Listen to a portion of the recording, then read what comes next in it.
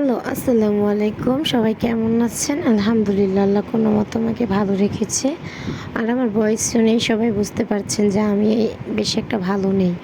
গত ৩-৪ দিন যাবত একটু ব্যস্ত থাকাতে আমি আপনাদের সাথে বড় ব্লগ তেমন একটা শেয়ার করতে পারিনি, প্রতিদিন রেগুলার দিতে পারিনি যদিও।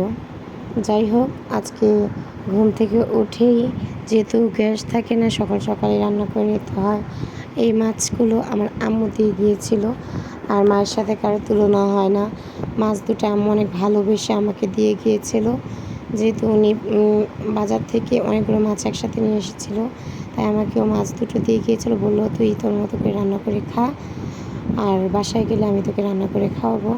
যাই হোক, তারপরে মাছ দুটো আমি একসাথে কেটে ফেললাম। মাছগুলো মিডিয়াম সাইজের ছিল, তেমন একটা বড় ছিল না যদিও। দেন মাছগুলো কেটে আমি সবগুলো মাছ একত্রে ভেজে ফেলি। আর ভাজার পরে আমি এইখান থেকে দুপুরে ভাজা মাছ দিয়ে ভাত খাবো, সেই জন্য মাছ আলাদা করব। আর দেখা যায় রাত্রিবেলার জন্য একটু ভুনা করব, সেগুলো আমি একটু আলাদা করে নেব।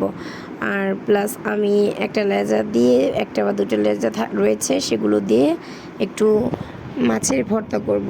আর দেখা যায় আমি সচরাচর মাওয়াতে তেমন একটা যাই না, কারণ আমার খুবই প্রচণ্ড বমি হয়।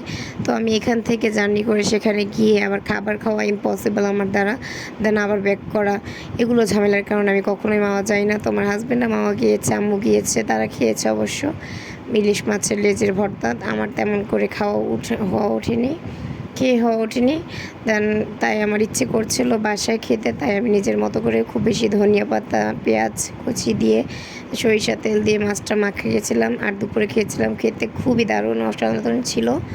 আর সন্ধ্যাবেলায় এই যে দেখুন, আমি এখানে আমার হাজব্যান্ডকে বলেছিলাম আমি হালিম খাবো, সে সাথে রুটিও নিয়ে আসছিল। হালিম দিয়ে রুটি দিয়ে খেতেও খুব ভালো লাগে।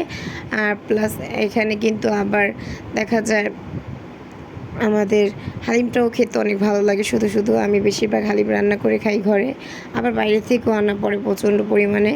তো তারপরে দেখা যায় যে বিকাল টাইমে আমি এই ভিডিওগুলোর আগেই দেখা যায় ওই ভিডিওটা করে ফেলছি, মানে দিয়ে ফেলেছি, একটু ভুল মিস্টেক হয়ে গেছে। যাই হোক, আপনারা কিছু মনে করবেন না, যদি আমি সিক এই কারণে আজকে অনেকগুলো মিস্টেক হচ্ছে, কথায়ও কিছু কিছু মিস্টেক যাচ্ছে। আর এইখানটাতে আমি কিন্তু মাছগুলো রান্না করে নিয়ে একটু আইসক্রিম খেয়ে নিয়েছিলাম গত পরশুদিন। তারপর থেকে আমার গলাটা আরেকটু বেশি করে বসে গিয়েছে। আর আমার জন্য সবাই দোয়া করবেন, সাথে একটু সিকও আছি। আর বাবুটাও আমার একটু সিক, ওরও ঠান্ডা জ্বর। যাই হোক, হয়তো বা এখনকার ওয়েদারটাই তেমন একটা ভালো না, সবাই আমাদের জন্য দোয়া করবেন। আর আইসক্রিমটা কিন্তু আমার হাজব্যান্ড আমাকে কিনে এনে দেয়নি। এই আইসক্রিমটা হচ্ছে আমার অ্যানিভার্সারি উপলক্ষে আমার এক আপু আমাকে দিয়েছে, ওনাকে অনেক অনেক ধন্যবাদ। আজকের জন্য এই পর্যন্তই, ভালো থাকবেন, আল্লাহ হাফেজ।